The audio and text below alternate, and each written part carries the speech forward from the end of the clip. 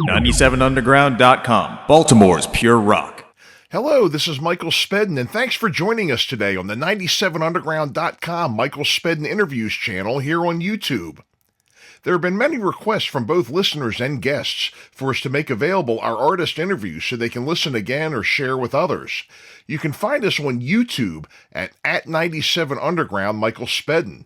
Remember, the Back of the Rack, the Michael Spedden Show, can be heard on 97underground.com every Tuesday from 4 to 6 p.m. Eastern. Not only do I feature artist interviews, I feature songs you forgot you liked, classics that never die, beloved local, regional, up-and-coming, and underground artists. You can listen anytime, anywhere by downloading our free app from 97underground.com. Just do it. And now, today's episode. Hey folks, Michael Spedden here, host of The Back of the Rack on 97underground.com, Baltimore's pure rock worldwide. Today, we're sitting down and talking to Glassphalt. Glassphalt, I met them a few months ago, back in March, at Morseberger's Tavern over in Catonsville. They were performing that night with the Odd Even. Old Man Jones was also on that bill, and it was a great, great show that night. And they really put on a great set. I really enjoyed watching them. And I've heard their CD. We're going to hear a couple of songs off their latest CD. The songs we'll hear are Protect and Serve and Elmer Weaver. And you can find out all you want about Glassphalt at glassphalt.net is their website. They've got all their dates, all their merchandise, their music, pictures, video, everything that you want to find out about Glassphalt. So sit back and enjoy the interview. You remember, you can catch me every Tuesday from 4 to 6 p.m. The replay is every Wednesday morning from 2 to 4 a.m. You can also download the free app, listen to us anytime, anywhere. And don't forget the YouTube channel, youtube.com/@97underground Michael Spedden. But if you're watching this, you're probably already there. So enjoy the interview, and we'll see you next time. And welcome back to the Back of the Rack, the Michael Spedden Show here on 97underground.com, Baltimore's pure rock worldwide. Today, we have some very special guests. I met these fellas a few weeks ago over at Morseberger's Tavern. There was a battle. No, it was at a CD release party that night for the Odd Even. And these guys played, I think, maybe 2 sets before the Odd Even did. And I love their material. And I went over, started talking to them. They sent it to me, and you've been hearing it on the show lately. And I'm talking about Glassphalt. Glassphalt. And welcome, guys. Welcome to the Back of the Rack. Nice to have you. Thank you. Yep. So why don't we just introduce the band members here? All right. I'll go first. Jack McFarland. I'm from Baltimore, Maryland. I play bass. I'm Christopher Schaefer. I'm the drummer in Glassphalt. I'm Ron Tao from the guitar player in Catonsville. I'm Dave Daniel, lead vocalist. Well, nice to meet you all. Nice to meet you all. And so now, how did you get hooked up with the Odd Even? Do you know those guys? Have you performed with them before? We were set up on that show with Frank from FJE, put it together. And then, yeah, of course, Frank, yeah. Yep, he puts together a lot of shows, and then didn't realize until after the show was booked that I've known Grant, the singer, for years, and apparently he's relatively new with them. Yes, but it was kind of a small world thing of getting booked with him and then realizing that we've been friends for a long time. Mm-hmm. That's what you call small-to-more, right? Yeah. I think that's a good thing, though. Oh, right? yeah. Oh, absolutely. And I got to tell you, the lineup that night, that was a great lineup. You all, and then, the Odd Even. And of course, we had Old Man Jones did a great set as well. And I've just recently had them on the show too. It was, really great sounding material. And I love your CD. I have to say, and not only have I been playing it on the show, but I've been, listening to it in the car as well when I'm out and about. And just a really nice job on that. Where did you do it? Right here behind us. Oh, okay. Is it Yeah, your they're own? sitting in the studio. Okay, so you own a studio, or is that your house, or what is it? this is the garage at my business, and we have a stage here, and we rehearse here, and we record here as well. Okay, yeah, it looked big for a house. I was just going to say that it's kind of hard to see, but it looks like a great studio. And well, you made a nice product there. I got to tell you that. Thank you. Yeah, it is. Jack's the engineer, so credit goes to him. Yeah, but it's a great place to work in. Big thanks to Chris for allowing us to come here, Hmm. spaces and play music and get away from our regular lives. So yeah, we really appreciate it. Well, hey, I guess being the owner has its perks, I guess, huh? Does. Yeah, we had some. It was an excellent time. Like Jack, he knows the ins and outs of Pro Tools. Like he's been in production for a ton of years, so he was able to throw it all together. It took a while though. Like it was a good process. We had tested some mic positions, did some Rube mics. We used a Ford Falcon as a vocal booth. Use my van vocal booth. It worked out great. Yeah, we got what we wanted. That's excellent. And I mean, I really think not all you got a great facility for recording there, but watching you all, you really have a great chemistry. I think when it comes to performing together as well. I think. Thank you.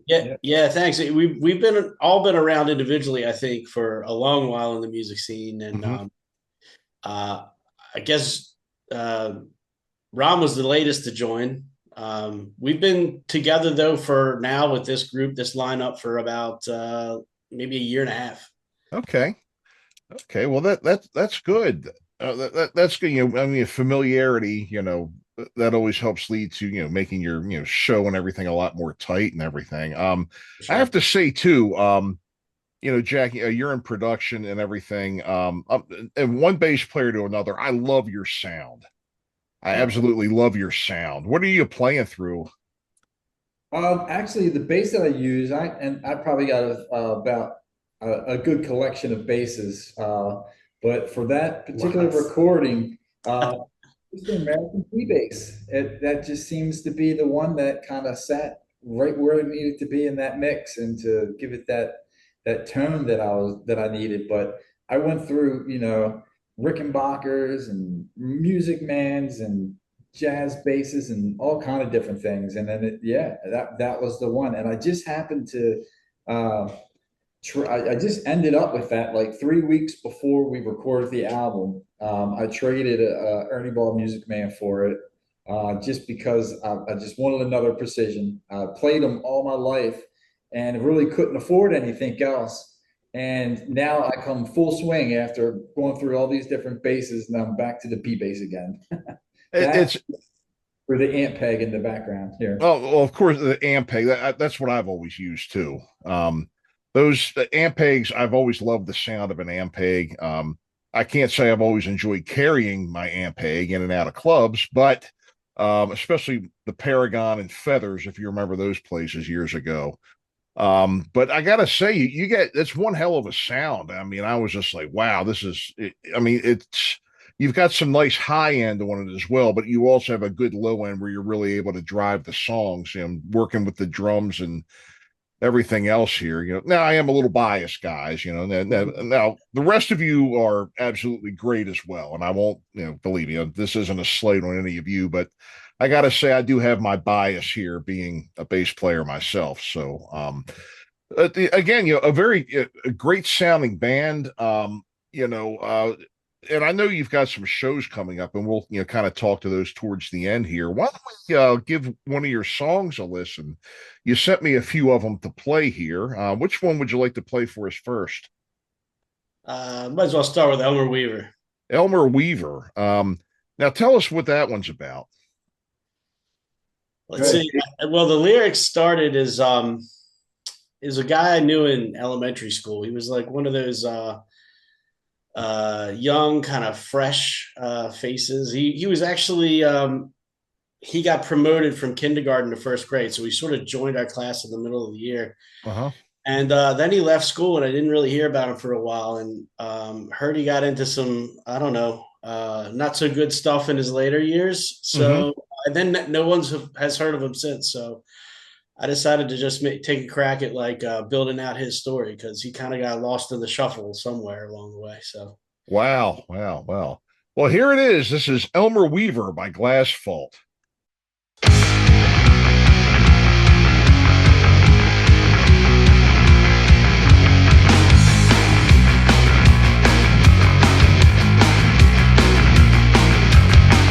Elmer Weaver stood in the back 'cause he don't learn his lessons. Always spoke as a matter of fact 'cause he don't use expressions. Grape soda dripping from his cap 'cause he tried to tie his hair with a Kool-Aid pack. 19, he left the high school scene. He grabbed a job and a mop to keep the grocery store clean. Don't listen to a word they're saying. They're all just bastards anyway. But in his mind he's contemplating the consequence of doing time. Whoa, you want it, you want it. Whoa, so now you got it all. Whoa, you want it, you got it. Whoa, and kick me out the door.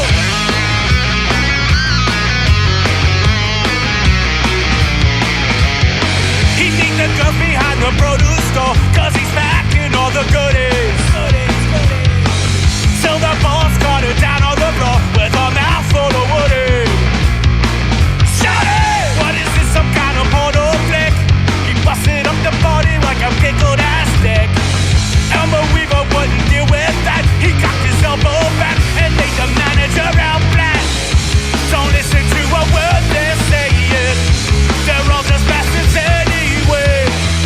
But in his mind he's contemplating the consequence of doing time. Whoa, you want it, you got it. Whoa, sometimes you want it all.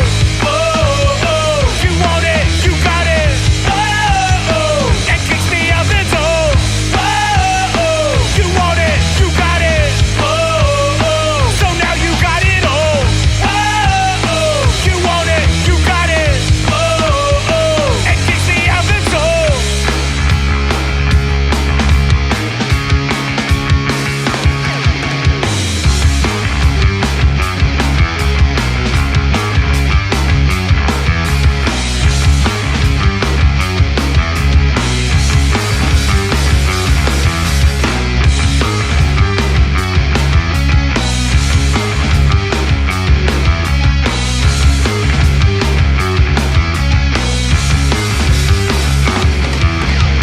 They shook him down, shoved his face to the ground, but he sung like a birdie. Took a plea, the judge cut him free, but the cops did him dirty. Grabbed a ticket on Sri Lankan Air, found a place to crash in an empty man's air. Got enlightened by the Bhagavad Gita, he became a believer. Now he's Swami Elmer Weaver. Don't listen to a word they're saying. They're all just bastards anyway. But in his mind he's contemplating the consequence of doing time. Whoa, you want it, you got it. Whoa, so now you got it all. Whoa, you want it, you got it. Whoa, and kicks me out the door. Whoa, she want it, she got it. Whoa, so now she's got it all. Whoa, you want it, you got it. Whoa, and kicks me out the door. He kicks me out the door.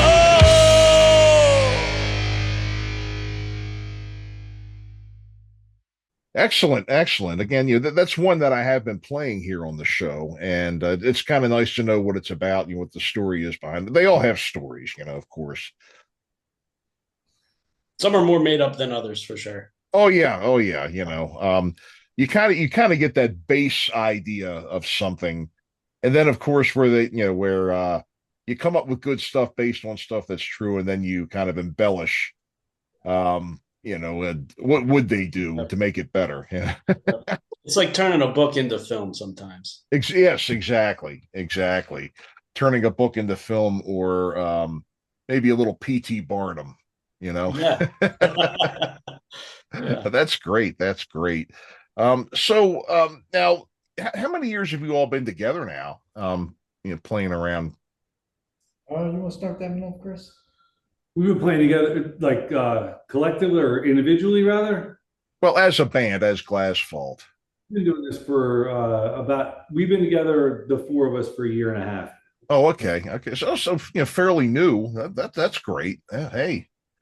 I've known Jack for years, and it kind of started off where he was writing all these songs, and we were jamming in some other projects and stuff. And then I was listening to the songs, and I said to him, I was like, why don't we work on your stuff for a while and see what happens? And then we went on a search for a guitarist and a singer, and it all just, you got to get the right people together. That's what matters, right? Mm-hmm. You really do. Started working. Mm-hmm.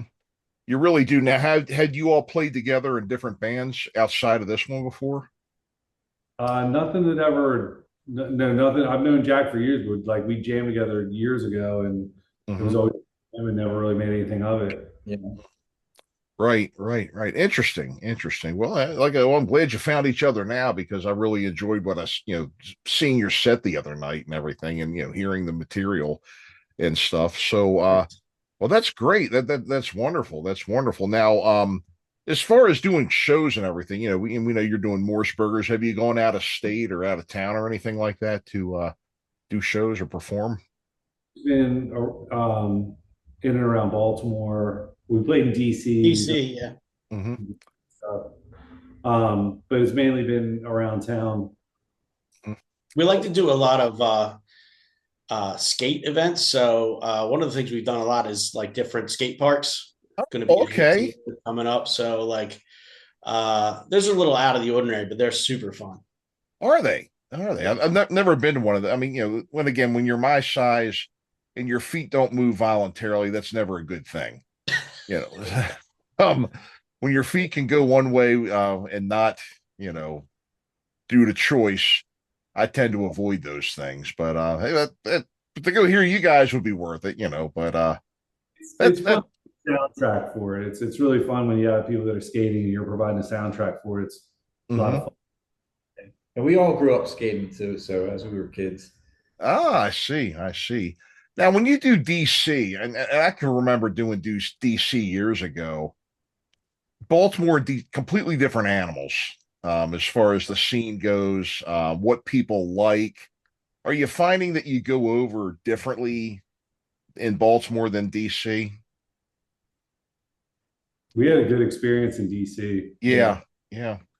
Very good show. The last one we did in DC down at the Pie Shop. It was great crowd, large crowd for that little room. Yeah. It was live. Are you finding people like different songs, or they like different things about you in each crowd? It does depend on where you're playing and whether or not, because we like to be aggressive when possible, but you got to read the room. Mm-hmm.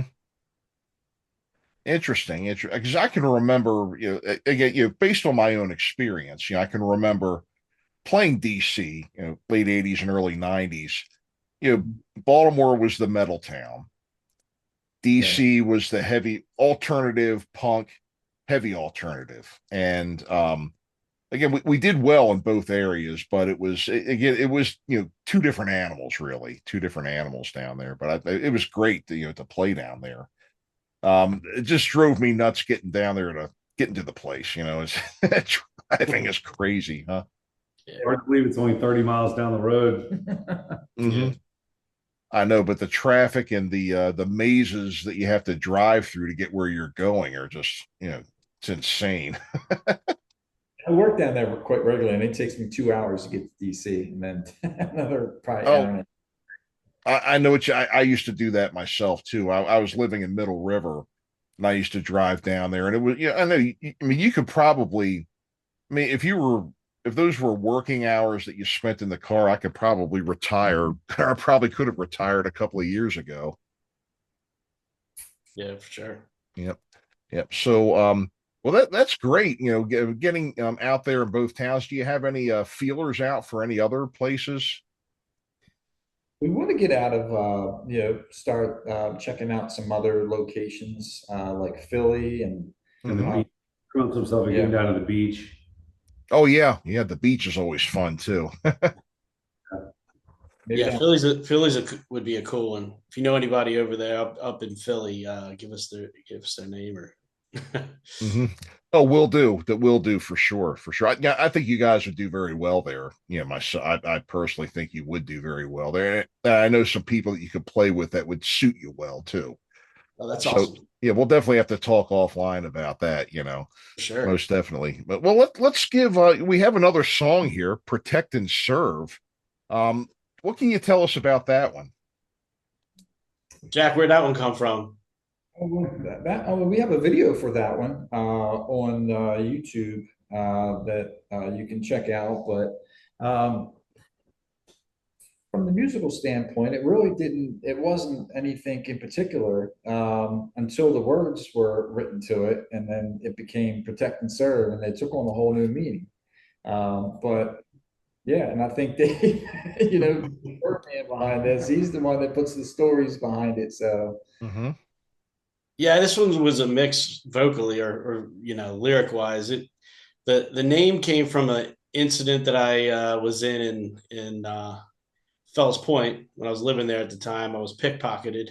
Oh boy! Like 10 cops around and no one doing anything. So I went up to one and they were like, "I can't do anything about it." I was like, "Well, hey, let's protect and serve this place," Yeah, I know. Anyway, we're not trying to be political with it, but like there's a lot of stuff happening in the world. There's a lot of opinions. There's a lot of stuff and going on on TV and all over the place. And just my perspective of watching it go down, really. Understood. Did you tell the police officer you didn't feel protected nor served? That's exactly what I said to him. I don't feel protected or served. Well, you're not. If you're not careful, talking like that, you're gonna end up getting served. I'll tell you that much. Almost did for sure. Getting served a I had a knuckle cousin on the sandwich. force who protected me. Getting served a knuckle sandwich or a wooden shampoo. One of I those was- two. Yeah. I was feeling my oats for sure. Absolutely. Well, let's go ahead and let's go ahead and give this one a spin here. This is "Protect and Serve" by Glassphalt.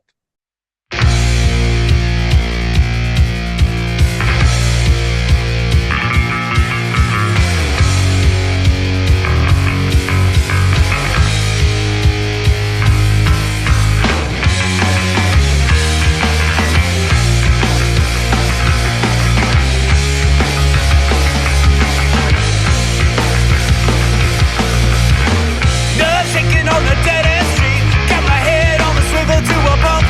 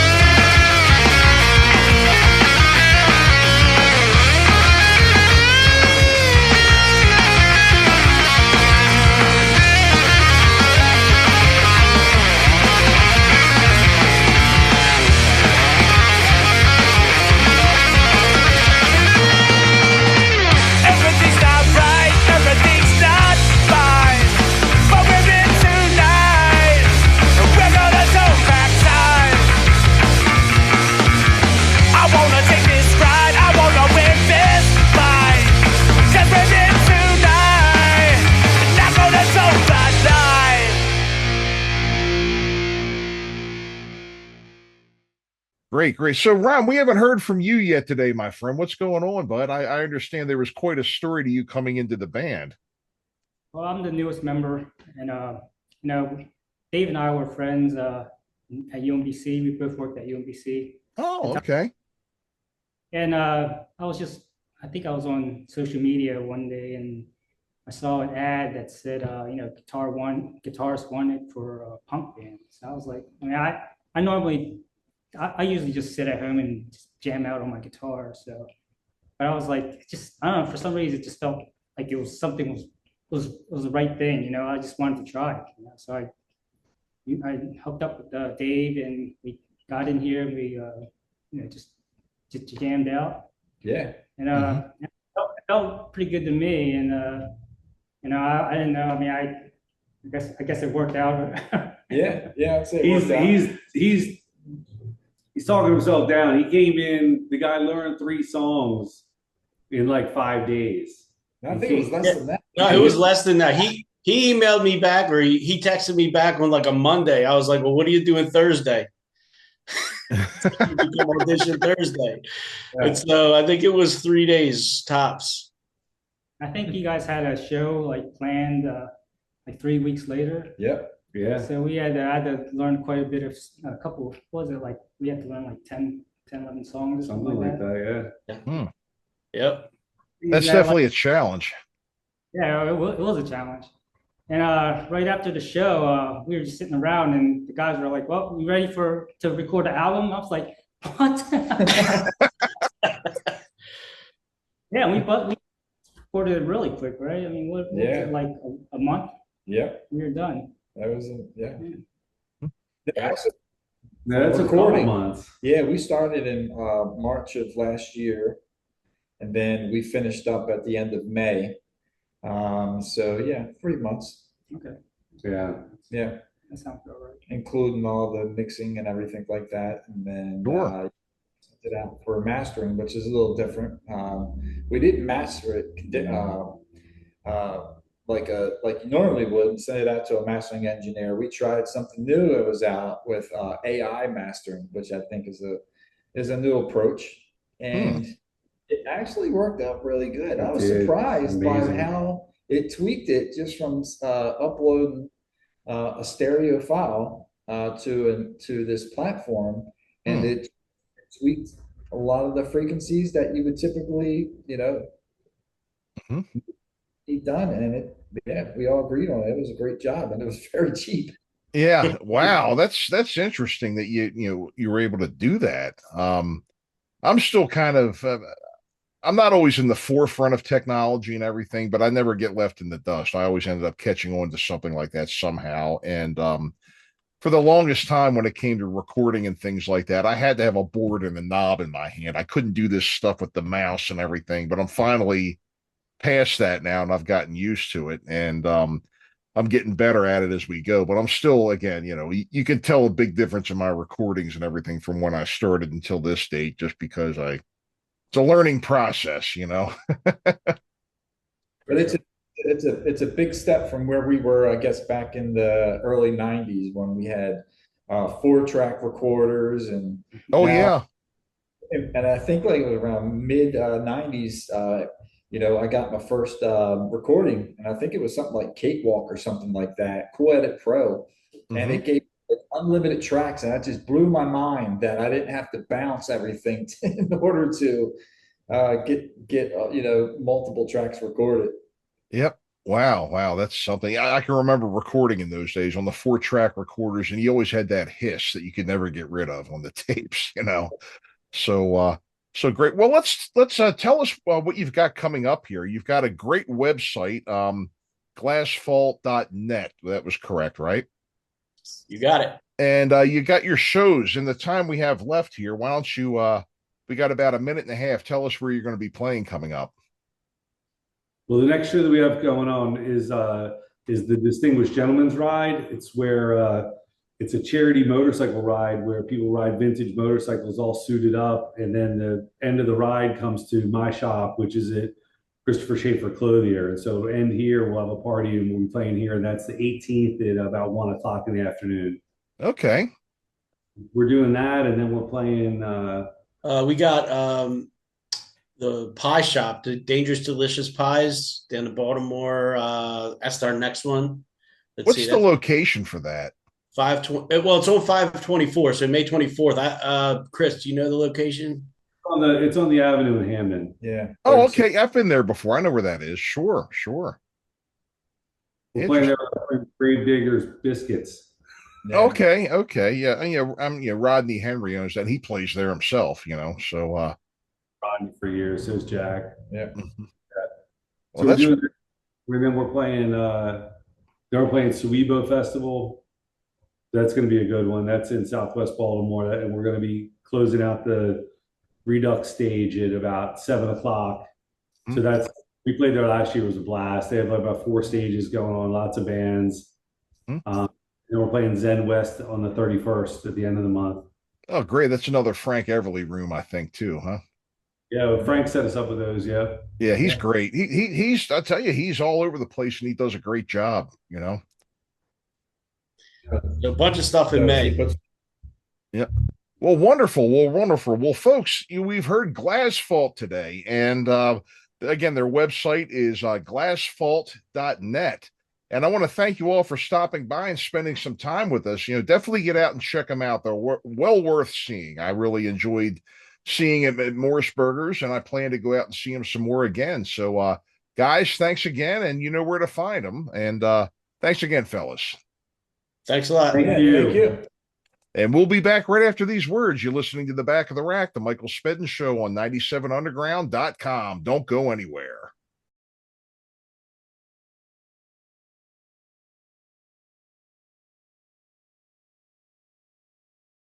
And thanks again for listening to 97 Underground, the Michael Spedden interviews, and we hope you enjoyed today's show. Remember, download the free app from 97underground.com so you can listen to us wherever you go. The Back of the Rack, the Michael Spedden Show, can be heard on 97underground.com every Tuesday from 4 to 6 p.m. Eastern. Thanks for listening, and we'll see you next time.